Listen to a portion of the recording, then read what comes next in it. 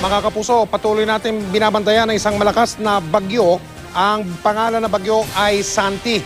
At pinangangambang tatama sa kalupaan ang bagyo na yan bukas dyan po sa may lalawigan ng Aurora o di kaya sa Quezon. Pero ngayon pa lang ay dama na ang epekto ng bagyo na yan sa Rio ng Bicol. Daang-daang pasahero na ang stranded sa isang pantalan sa Albay. Yan at iba pang mga balita galing sa iba't ibang mga lalawigan ng tinutukan ni Sandra Aguinaldo.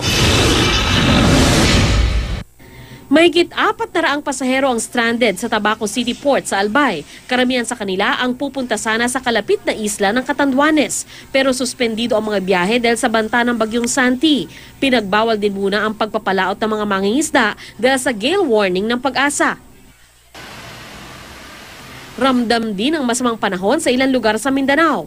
Tumaob ang isang pump boat sa dagat malapit sa Surigao City kaninang umaga. 10 pasahero ang nailigtas ng mga sakay ng dumaang lancha.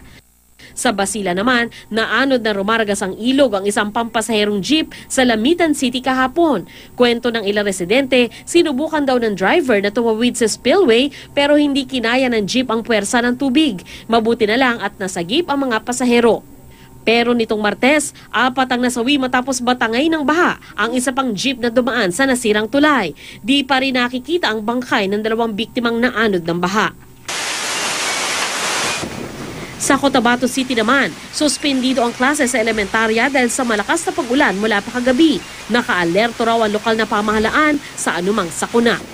Sandra Aguinaldo, Nakatutok, 24 Oras.